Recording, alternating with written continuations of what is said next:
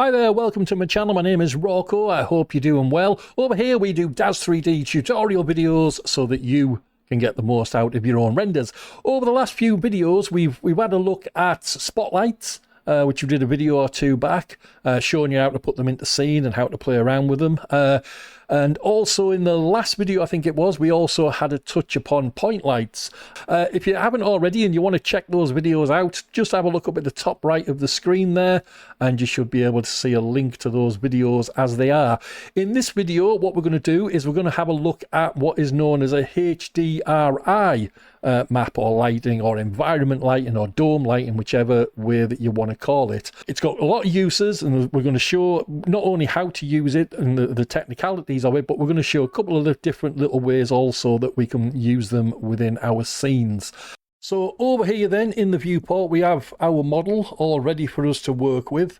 As you can see, if I have a look around on the perspective screen, it's a completely empty scene other than the model and the little camera that we've got over there. And if we take a look at the camera, we can see that we're just pointing straight at our model. Now if we come across to the render settings over here, you can see if we come down to environment that I've got it set on the environment mode on dome only.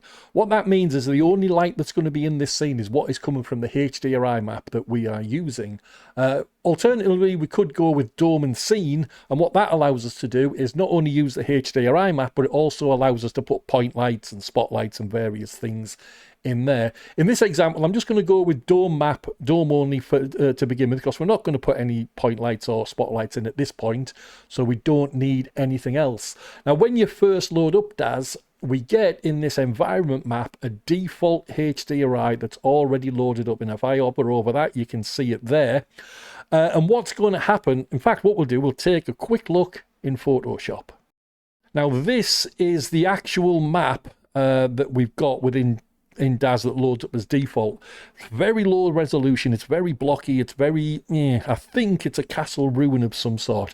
But all of these light bits that we see, this bit up here and the bits around here, all of these are encoded with their light intensity settings, so that when we go across to dome only and we go across to, you know, either the NVIDIA iRay setting or we go and do a full render, all these lit bits that we can see are all going to provide the lighting in our scene. And what's going to happen is this image is going to get spread around our scene as if there's an invisible dome, and it's going to be projected onto that dome, giving us a 360-degree panoramic lighting. That's what we're going to look at. So if we head back to Daz and then come back up to NVIDIA iRay, and you can see that our model has now been lit up with that default HDRI map that we've got loaded in. Over here we can see something called draw dome, because what we're getting behind her at the moment is just a flat grey dullness that we can see over here when in the non-rendered part, just this flat grey dullness. But if we come across to draw dome,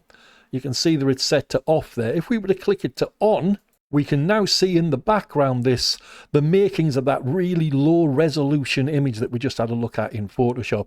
Maybe this is one of the walls or one of the towers, and you can see the odd light splodge. Now, most people aren't really, don't really use this default scene very much. Personally, I have used it for quite a few examples, so don't dismiss it as a lighting option. But there are better options out there, which we're going to have a look at the moment. Now, I'm not going to go through all of these details of what we can do with the HDRI down here. We'll have a look at different ones as we go through this video. But one thing that the main thing that you're going to want to look at is this dome rotation that you see here. This allows us to rotate the dome around our scene. So for instance, if we were to come up and just give the slider a big slide up to there, you can see that the lighting changes in the scene, and if we were to come down this way again, the lighting in the scene changes, and so does the background that we can see behind our model. One thing that I have liked about this one, and I've come across it before, if I go to this magic number 66, it gives a fairly okay lit scene that we can see.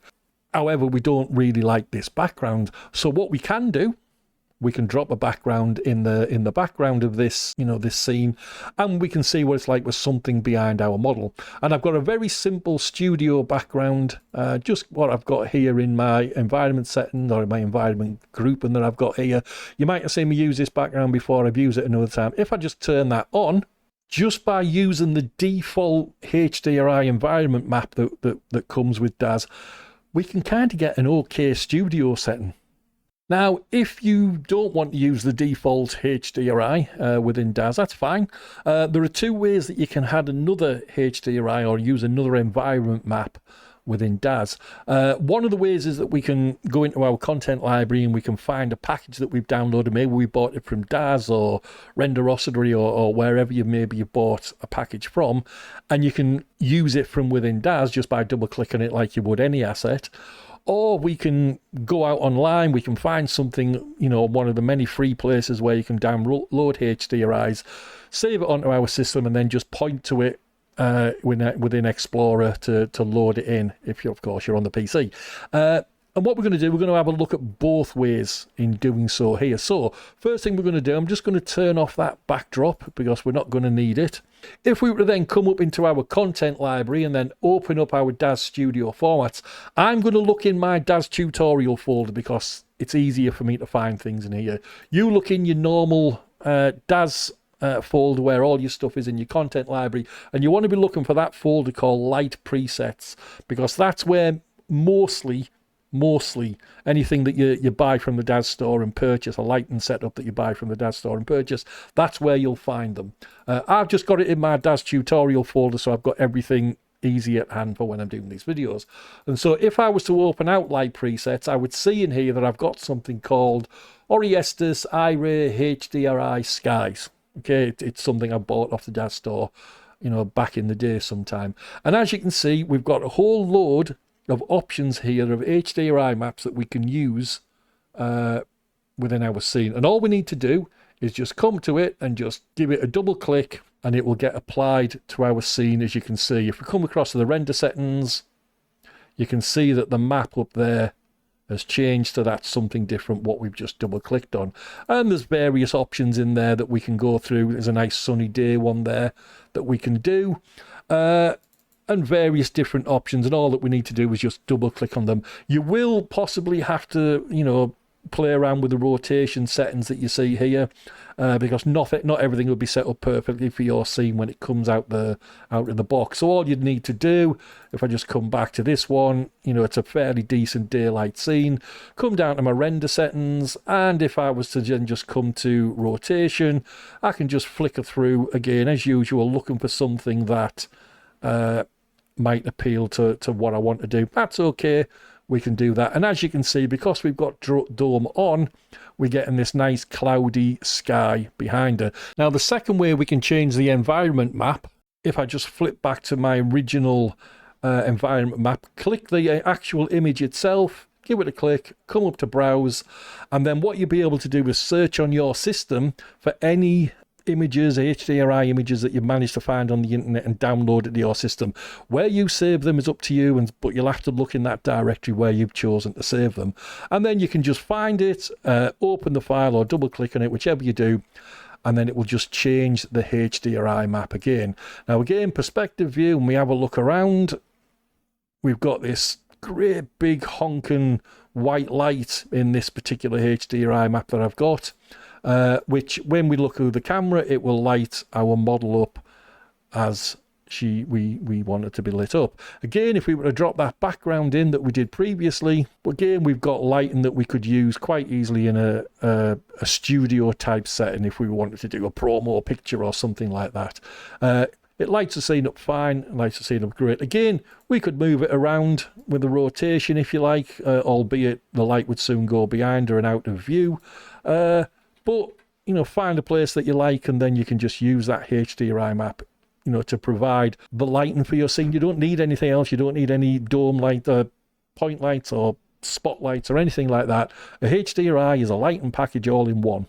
However, if there's one criticism of HDRI that I have, is that sometimes the light that gets emitted from the environment map isn't really as bright as what it should be. Sometimes you might see this in sunlight or daytime HDRIs that you use.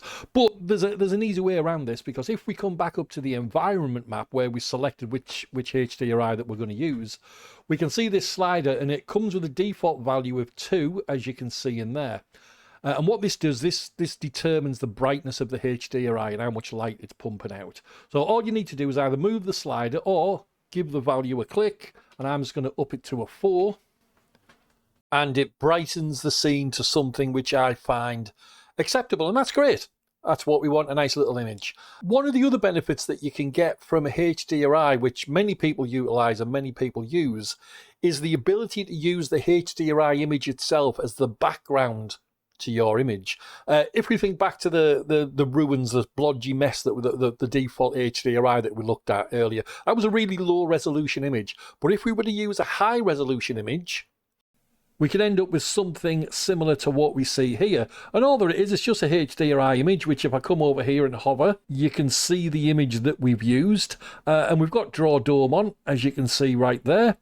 And the beauty of it is the model is being lit by the same light that's lighting the image itself.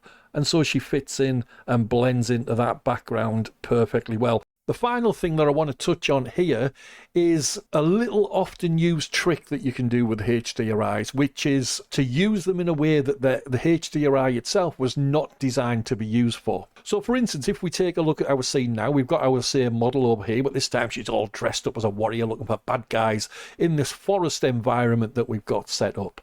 And as you can see from the environment map over here, we're using the same beach setting that we used in the previous example where she was on the beach in a bikini.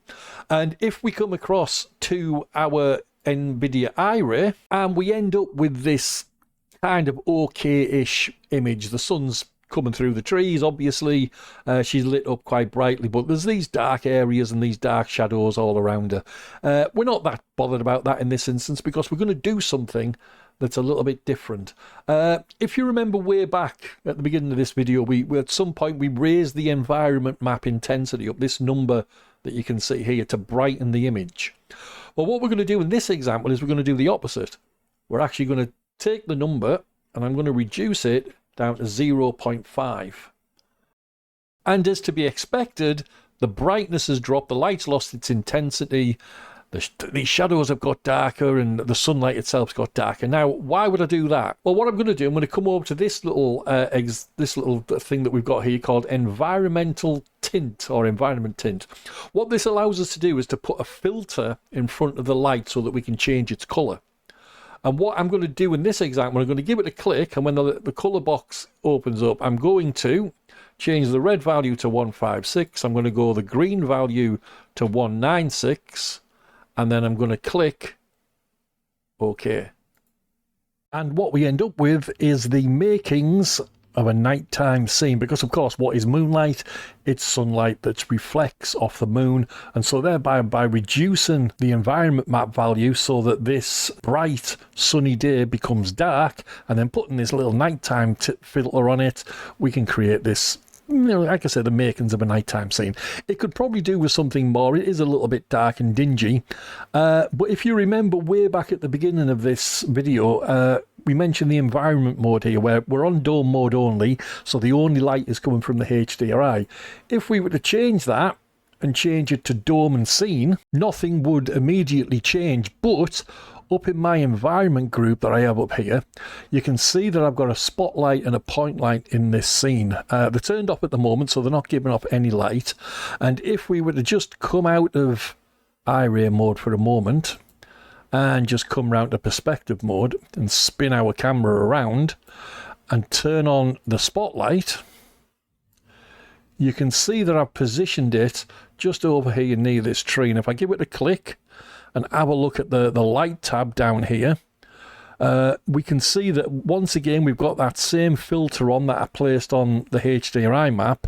I've made it a little bit of a square so to get rid of some ugly shadows, and I've turned the luminous flux up to 10,000 lumens. So again, we come back round to our camera, we turn on NVIDIA iRay with the spotlight now turned on, and she gets brightened up a little bit extra by that one spotlight. The point light over there, that's all that I've done with this point light. If I was to turn that on also, what it does is it just creates a little orange light over on this side of the the image off screen, just to mimic somewhat this torch in the background, just to bathe her in a torchlight or something that's just out of screen or on the viewport. And we've done this by setting up the basis of this nighttime scene by just reducing the environment map so that it goes dark and dim, and then putting this, what I will call a nighttime filter on. Have a play around with that nighttime filter if you want, get a decent colour, a better colour. That's just the first one that I played around with and thought it looked okay. So there you have it. Thanks for watching. I hope you've got something out of this video. If so, give us a thumbs up down below. It's really appreciate it, and it tells the algorithm that I'm a better YouTuber than what I actually am. And if you haven't already, please subscribe. I would really appreciate that, and it would make the channel grow even bigger. Thanks for watching. Bye bye now.